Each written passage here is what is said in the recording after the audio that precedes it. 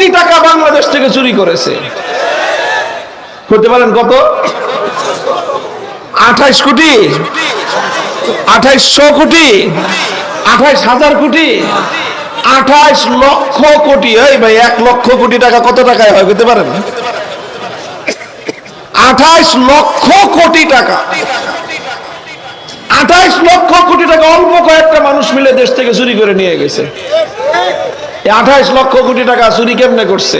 এই যে mega mega প্রকল্প নিছে, এখন যত বড় প্রকল্প তত বড় চুরির ব্যবস্থা। এই স্পৃহা নিয়ে তারা বাংলাদেশকে প্রতিষ্ঠা করেছে। এই দেশের প্রতি ইঞ্চি মাটি আমাদের জায়নামাজের মাটি। এই মাটিতে আমরা আল্লাহর দরবারে সেজদা দেই। 190 বছর লড়াই করে এই মাটিকে ব্রিটিশের গোলামীর জিঞ্জির থেকে আজাদ এবং মুক্ত করা হয়েছে। এই দেশটাকে গড়ার জন্য তৎকালীন সময়ে পূর্ববঙ্গকে, যেটা মুসলিম প্রধান এলাকা ছিল, এই মুসলিম প্রধান পূর্ববঙ্গকে পশ্চিমবঙ্গের আধিপত্য থেকে মুক্ত করার জন্য আমাদের পূর্বপুরুষরা অনেক লড়াই সংগ্রাম, অনেক কিছু করেছেন, ত্যাগ কোরবানি স্বীকার করেছেন। 1947 সালে যখন দেশটা বিভক্ত হয় গোটা ভারতবর্ষ, তখন এই জনপদের মুসলমানেরা তারা ভারতের সাথে থাকে নাই, তারা দিল্লির গোলামীকে মানে নাই, তারা ঐক্যবদ্ধ হয়ে এই বাংলাদেশ নামক ক্ষুদ্র একটা অংশকে ভারতের মানচিত্র থেকে আলাদা করেছিল শুধু একটা ইচ্ছা এবং অভিপ্রায় নিয়ে, একটা চাওয়া পাওয়ার জন্য।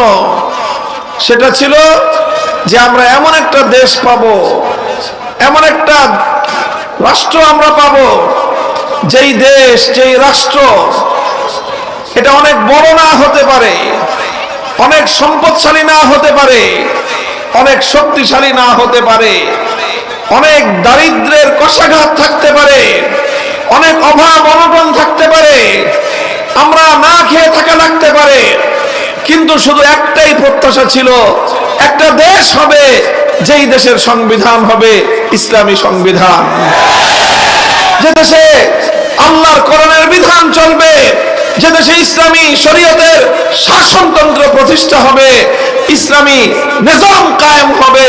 শুধু এক স্বপ্ন নিয়ে এদেশের মানুষ এই ভারতের মতো বিশাল শক্তির সাথে টক্কর দিয়ে দিছে। মোহতারাম হাজিরিন, কিন্তু দুর্ভাগ্য আমাদের যে যাদের সাথে আমরা জোট বেঁধেছিলাম, সেই পশ্চিম পাকিস্তানি খান পাঠান গুলো 24টা বছর শাসনের নামে আমাদেরকে শোষণ করেছে, জুলুম করেছে, অধিকার দেওয়ার কথা বলে অধিকারগুলো শুধু হরণ করেছে, ভ্রাতৃত্বের কথা বলে আমাদের উপর প্রভুত্ব ফলাতে চেয়েছে, আমাদেরকে অধিকার না দিয়ে গোলামীর শেকলে আবদ্ধ করে রাখতে চেয়েছে। এই করতে করতে কোরআনের শাসনের কথা বলল, অথচ দিল আমাদেরকে বৈষম্যের শাসন, ইনসাফের শাসনের কথা বলে আমাদের অধিকারগুলো কেড়ে নিল। আমরা বড় নির্যাতিত নিপীড়িত এক জাতি। 190 বছর লড়াই করলাম যাদের বিরুদ্ধে, মুক্ত হলো, দেশ স্বাধীন হলো। আমরা স্বপ্ন দেখলাম আল কোরআনের শাসন হবে, ইসলামী শাসন কায়েম হবে, কোরআনী শাসন ব্যবস্থা, কোরআনী বিচার ব্যবস্থা প্রতিষ্ঠা হবে। কিন্তু এই খান পাঠান গুলো 24টা বছর সেই স্বপ্ন পূরণ হতে দেয় নাই। এরপরে আসলো আরেক যুগ। আমরা বৈষম্যের বিরুদ্ধে, অত্যাচার অবিচার জুলুমের বিরুদ্ধে বীর বাংলাদেশের মানুষ পশ্চিম পাকিস্তানি খান পাঠানদের বিরুদ্ধে মুক্তিযুদ্ধে ঝাঁপিয়ে পড়লো। 7 কোটি মানুষ লড়াই করলো, ঝাঁটাপেটা করে ওদেরকে বিদায় করলো। বাংলাদেশটা নতুন করে আবার পূর্ব পাকিস্তান পশ্চিম পাকিস্তান থেকে স্বাধীন হয়ে বাংলাদেশ নামে নতুন রাষ্ট্র অভ্যুদয় হলো। এদেশের মানুষ তখন মনে করলো যে এবার তো আর ব্রিটিশের সাদা চামড়ার শাসকও নাই, আর ওই সমুদ্রের 7 সমুদ্র 13 নদীর ওই পার থেকে পশ্চিম পাকিস্তানের শাসকও নাই। এখন তো আমরা আমাদের দেশের মানুষের দ্বারাই শাসিত হব, এখন আমরা ভাই ভাই মিলে থাকতে পারবো। দুর্ভাগ্য, বিগত 55 বছর এদেশের মানুষের সেই স্বপ্ন পূরণ হয় নাই। নানাভাবে এই দেশ, এই জাতি, আমরা বঞ্চিত রয়ে গেলাম। শেষ 2024 সালের জুলাই মাসে এদেশের ছাত্র জনতা, ইয়াং জেনারেশন, যুবক তরুণরা অকাতরে রক্ত দিল। কোন যুদ্ধ পরিস্থিতি ছাড়া বেসামরিক বাহিনীর হাতে এইভাবে অকাতরে মানুষের জীবন দান বাংলাদেশের মতো এটা নজিরবিহীন ঘটনা পৃথিবীতে।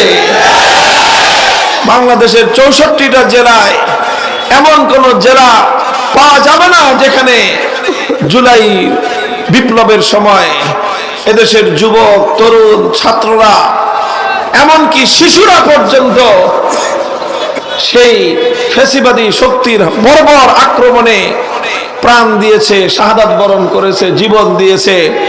সহস্রাধিক তাজা প্রাণ ঝরেছে 15 থেকে 20 দিনের এই জুলুম এবং নির্যাতনে। অবশেষে 5ই আগস্ট সেই বিপ্লব সার্থক হলো, অভ্যুত্থান সফল হলো। অত্যাচারী, ফ্যাসিবাদী, খুনি শক্তি দেশ থেকে উৎখাত হলো।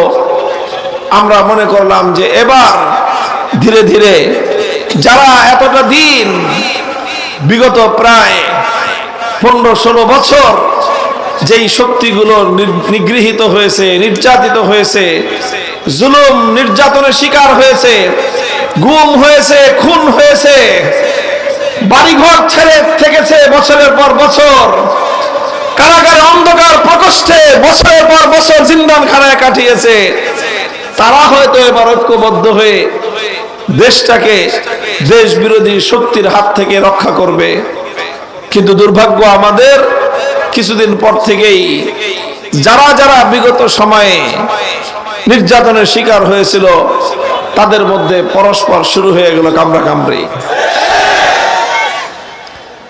মুহতারাম হাজিরিন, বাস কথা কি বলবো আর, আমি আপনাদেরকে একটা কথাই বলতে চাই যে দেখেন, আমি যখন কারাগারে ছিলাম অনেক মজলুম, অনেক নিপীড়িত, নির্যাতিত মানুষ দেখেছি, একসাথে থেকেছি মাসের পর মাস, বছরের পর বছর। 2 শ্রেণীর মানুষ ছিল। এক শ্রেণীর মানুষ যারা ইসলামের জন্য, দ্বীনের জন্য যারা কারাগারের কারারুদ্ধ হয়েছে, আরেক শ্রেণীর মানুষ যারা শুধু রাজনৈতিক কারণে এই জুলুম এবং নির্যাতনের শিকার হয়েছে। তো যারা ইসলামের জন্য মজলুম হয়েছে তাদেরকে দেখে আমার আফসোস লাগতো না, কিন্তু যারা শুধু রাজনৈতিক কারণে নিজেদের জীবনে এইরকম জুলুম নির্যাতনের শিকার যারা হয়েছে তাদেরকে দেখে আমার বেশি দুঃখ লাগতো। কারণটা কি? যে যারা ইসলামের জন্য গেল, জুলুমের শিকার হলো, তাদেরকে দেখে আফসোস হয় না, কিন্তু যারা শুধু রাজনৈতিক কারণে, ইসলামের জন্য না, শুধু রাজনীতি করতে গিয়ে যারা জুলুম, নির্যাতন, জেল, জুলুম, হামলা, মামলা এইসবের শিকার হলো, গুম খুনের শিকার হলো, তাদেরকে দেখে আফসোস এই জন্য লাগতো যে যারা আল্লাহর জন্য করেছে তাদের তো কোনো ঠকা নাই, তাদের লস নাই। কথা বলেন ঠিক কিনা? আল্লাহর পথে গিয়ে যদি জীবনটাও চলে যায়, লাভ না লস? বলেন। আল্লাহর পথে যতটুকু যাবে ততটুকুই লাভ। আল্লাহর পথে যতটুকু জুলুম সহ্য করলাম ততটুকুই লাভ। আল্লাহর পথে যতটুকু জেল, জুলুম, হুলিয়া বরদাস্ত করলাম ততটুকুই লাভ। আল্লাহর জন্য আমার যতটুকু জান মাল কোরবানি হলো পুরোটাই লাভ। কাজে তার জন্য আর আফসোস কি? সে তো একটা লাভে আছে। আফসোস হতো তাদের জন্য যারা দুনিয়াতে এইরকম জুলুম আর নির্যাতনের শিকার হলো কিন্তু আল্লাহর জন্য হলো না।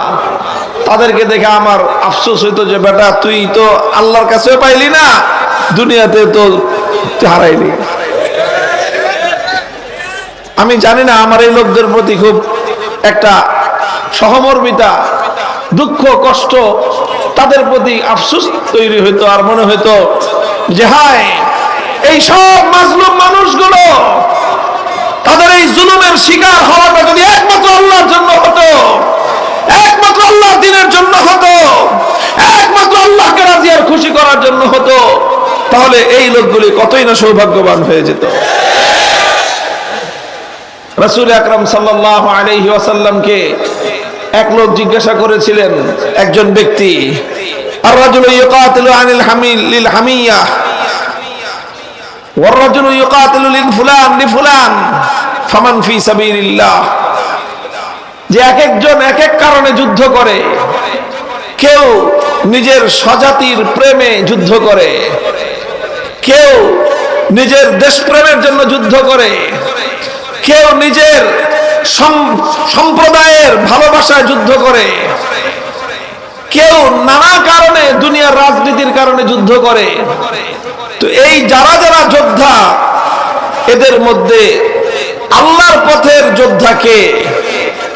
আল্লাহর পথের যোদ্ধা ফামান ফি সাবিলিল্লাহ, আল্লাহর পথের মুজাহিদ কে?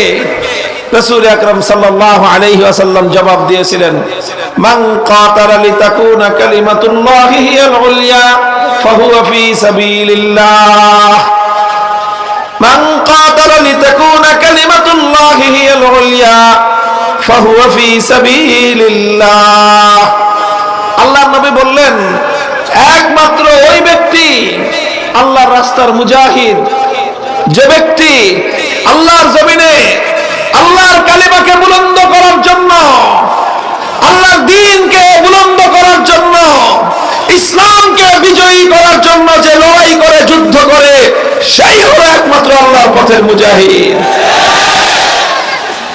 ভাই, শুধু যুদ্ধ করলেই মুজাহিদ হওয়া যায় না, শুধু লড়াই করলেই মুজাহিদ হওয়া যায় না, শুধু জীবন দিলেই শহীদ হওয়া যায় না।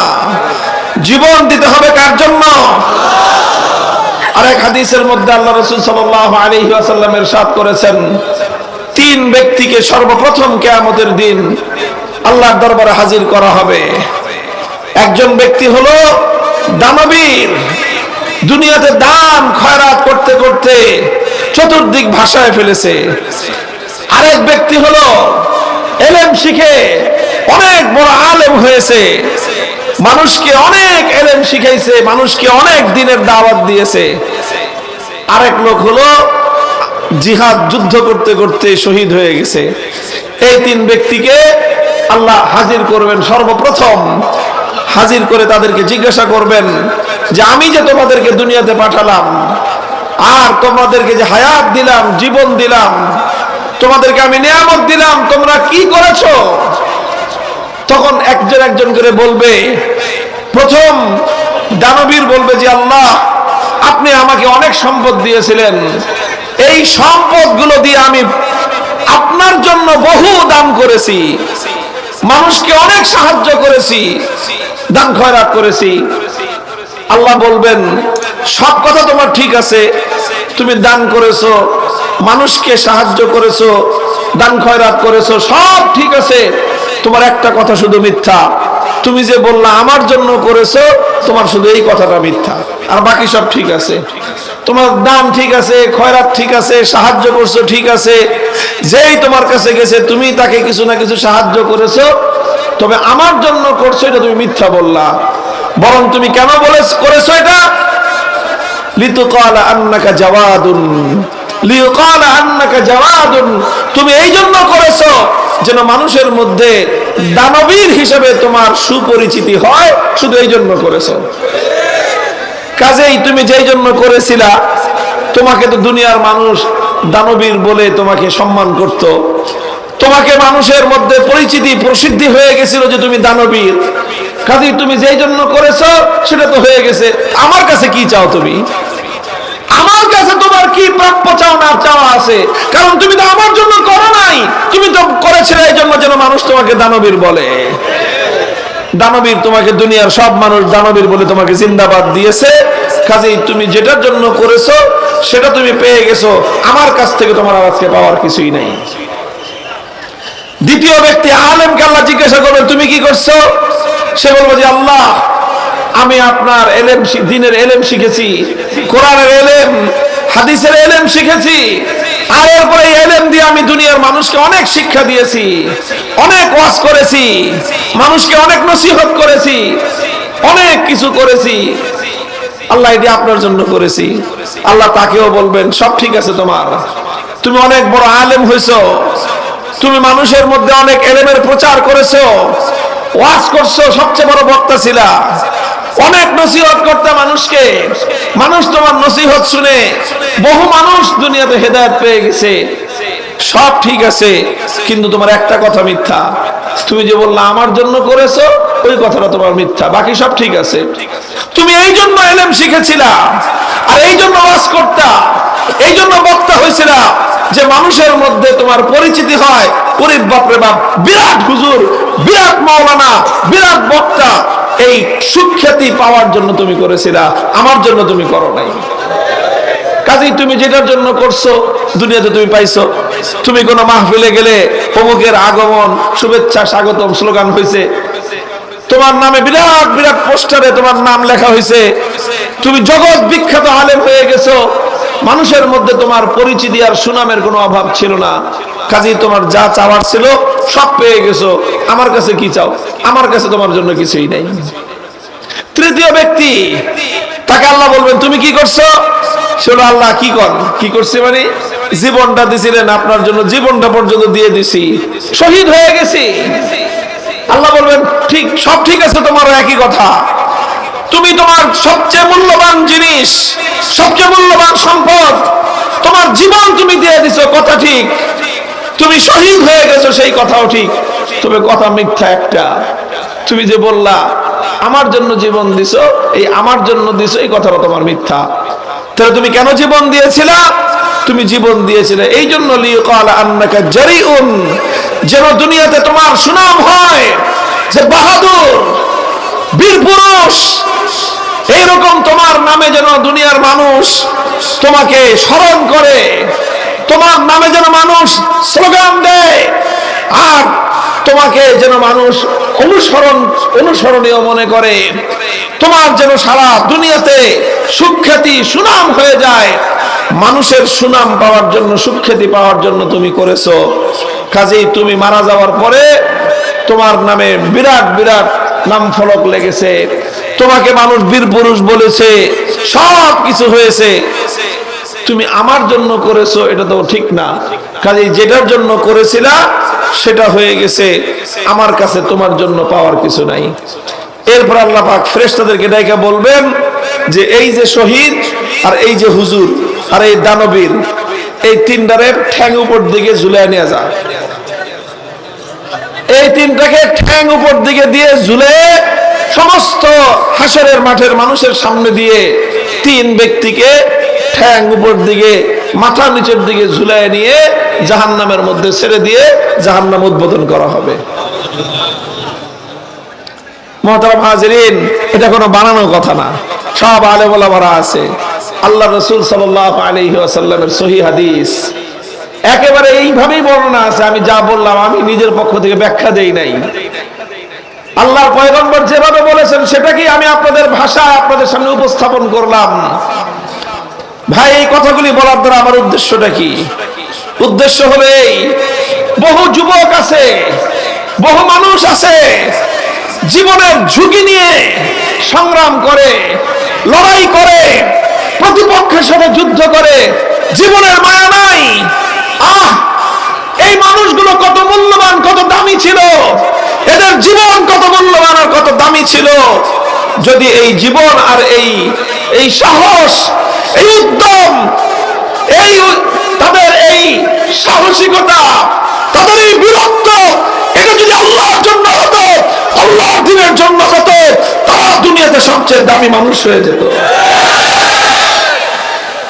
আমি সত্যিকার অর্থেই ওই সকল মানুষগুলোকে এখনো দেখে আফসোস করি, যারা এত কষ্ট করতেছে, এত কষ্ট করে শুধুমাত্র একটু দুনিয়াতে বড় নেতা হওয়ার জন্য, শুধুমাত্র একটু রাজনৈতিক ক্ষমতা হাসিল করার জন্য, শুধুমাত্র দুনিয়াতে একটু পরিচিতি অর্জন করার জন্য, দুনিয়াতে মানুষের একটুখানি সুনাম পাওয়ার জন্য এত কিছু করলো। শুধুমাত্র নিয়তটা ঠিক না থাকার কারণে, রাস্তাটা ঠিক না থাকার কারণে তাদের এই সব চেষ্টা মেহনত, তাদের এই সকল ত্যাগ কোরবানি, তাদের এই সকল জেল জুলুম, তাদের এই সব টাকা পয়সা খরচ করা, এই জান জীবন পানি করে মেহনত করাটা, এই সব কিছু বেকার নিষ্ফল হয়ে যাবে। কারণ এর পিছনে এমন কোন মহৎ উদ্দেশ্য নাই যে মহৎ উদ্দেশ্যটা আল্লাহর কাছে দাম আছে। এই জন্য মুহতারাম হাজিরিন, আমি আপনাদেরকে একটা কথা বলি, যুবকদেরকে একটা কথা বলি, বাংলাদেশের যুবকরা তারা তো সত্যিকার অর্থেই অনেকেই বলতো যে বাংলাদেশ উন্নয়নের রোল মডেল। কথাটা ছিল না? বলেন, উন্নয়নের মানে বাংলাদেশ এমন উন্নয়ন করেছে যে অন্যান্য দেশের জন্য বাংলাদেশ এখন মডেল, অন্যান্য দেশের জন্য বাংলাদেশ এখন আইকন, বাংলাদেশ এখন অনুসরণীয়। এগুলো তো সব ভাওতাবাজির কথা ছিল, আসলে ফালতু কথা। কিসের উন্নয়নের রোল মডেল হয়েছে বাংলাদেশ? বাংলাদেশে কি উন্নয়ন হয়েছে? এটা স্বাভাবিক উন্নয়ন। 15 বছরে যতটুকু উন্নয়ন হওয়ার, কিছু উন্নয়ন হবেই। কারণ উন্নয়ন যদি না হয় চুরি করবে কোত্থেকে? 28 লক্ষ কোটি টাকা বাংলাদেশ থেকে চুরি করেছে। করতে পারেন কত? 28 কোটি, 2800 কোটি, 28,000 কোটি, 28 লক্ষ কোটি। এই ভাই, 1 লক্ষ কোটি টাকা কত টাকায় হয় করতে পারেন? 28 লক্ষ কোটি টাকা, 28 লক্ষ কোটি টাকা অল্প কয়েকটা মানুষ মিলে দেশ থেকে চুরি করে নিয়ে গেছে। 28 লক্ষ কোটি টাকা চুরি কেমনে করছে?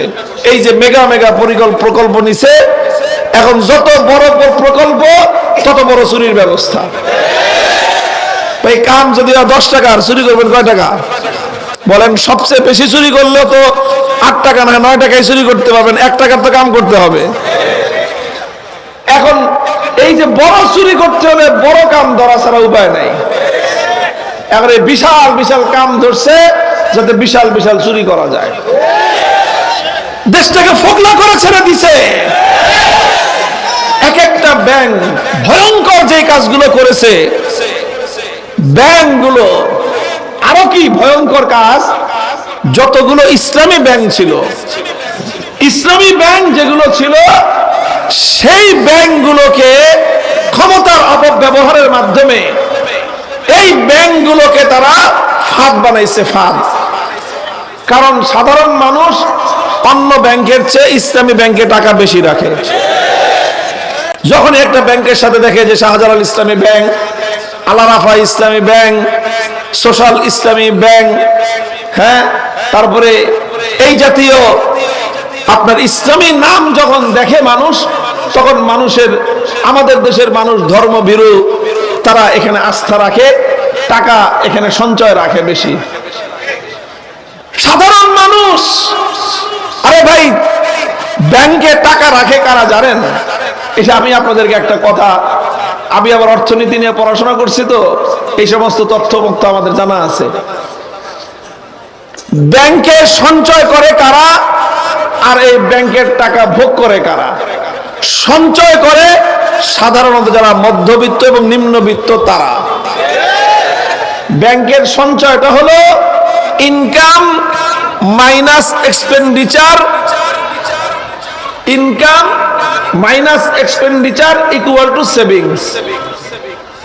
আয় করছে 100 টাকা, খরচ করছে 90 টাকা, বাঁচছে কত? এই 10 টাকা থাকে ব্যাংকে সেভিংস করে। এটা হলো কারা করে? কারা করে? শত কোটি টাকার মালিক যারা, এরা না। যারা হাজার হাজার কোটি টাকার মালিক, এরা কেউ ব্যাংকে টাকা রাখে না। শত কোটি টাকার মালিক কেউ ব্যাংকে টাকা রাখে না। কোটিপতি যারা, এরা কেউ ব্যাংকে টাকা রাখে না। ব্যাংকে টাকা রাখে কারা? যার বেতন মাসে 25,000 টাকা, সংসার খরচ হয়ে যায় 22,000, ওই 3,000 টাকাও যদি ব্যাংকে না রাখে জানে থাকবে না। চিন্তা করে 10 বছর পরে কি করব, এই জন্য একটা ডিপিএস খুলে 2,000 3,000 করে করে মাসে জমায়। তাই ভাই, মাসে জমায় কে? বড় লোকে জমায়? জমায় কারা? গরিব মানুষ, মধ্যবিত্তের মানুষ, তারা একটু একটু করে জমায় যে যদি কোনোদিন বড় একটা টাকার প্রয়োজন হয়, 10 বছর পরে, 20 বছর পরে, 50 বছর পরে যখন আমি বুড়ো হয়ে যাব, তখন যেন আমার একটা কিছু উপায় থাকে। এই জন্য একটু একটু একটু একটু করে নিজের খাওয়ার পয়সা বাঁচে, নিজের শখ পূরণ না করে, নিজের একটা চাদর কম কিনে, একটা পাঞ্জাবি কম বানায়, একটা শাড়ি একটা জামা কম কিনে সেই টাকাটা মাসের শেষে ব্যাংকে রাখে। এই হলো ব্যাংকের ডিপোজিট, এই হলো ব্যাংকের ডিপোজিট। এইভাবে হাজার হাজার লক্ষ লক্ষ মানুষ ব্যাংকগুলোতে টাকা রাখে। আমরা এরকম গরিব মানুষ 1 লক্ষ মানুষ মিলে যেই টাকাটা রাখলো, ওখানে গিয়ে মনে করেন হইলো 10,000 কোটি টাকা। আর এক শিল্পপতি আইসা একদিন ব্যাংকের ম্যানেজার রে ঘুষ খাওয়ায়, অথবা ব্যাংকের যারা ম্যানেজমেন্টের দায়িত্ব আছে ওরা নিজেরা আলাপ আলোচনা করে যোগ সাজস করে একজনকে 10,000 কোটি টাকা তাকে লোন দিয়ে দিল। এখন এই বেটা 10,000 কোটি টাকা লোন নিছে কি জন্য? ব্যবসার নাম দিয়ে নিয়ে এই টাকাটা দিয়ে কানাডায় গিয়ে বেগম পাড়া করছে।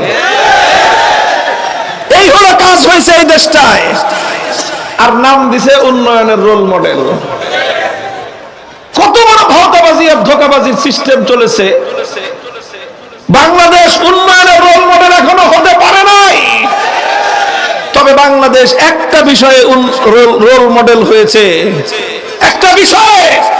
সেই বিষয়টার নাম হলো তারুণ্যের জাগরণ। বাংলাদেশ রোল মডেল হয়েছে ইয়াং জেনারেশনের বিপ্লবের role model. Bangladesh role model হয়েছে অন্যায়, ফ্যাসিবাদ, জুলুমের বিরুদ্ধে তরুণ ছাত্র যুব সমাজের বিপ্লব।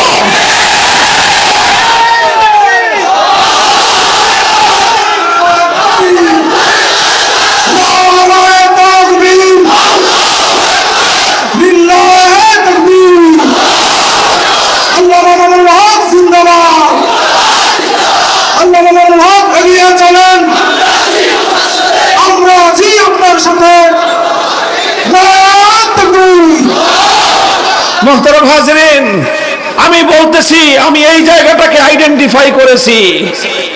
আমরা সমাজ নিয়ে কাজ করি, কথা বলি, এই জন্য আমি খুব গভীরভাবে লক্ষ্য করেছি যে বাংলাদেশের আমাদের এই তরুণ যুবকরা একটা অসাধ্য সাধন করেছে। অবশ্যই আল্লাহ পাকের সাহায্যই করেছে, আল্লাহর সাহায্য না হলে সম্ভব ছিল না।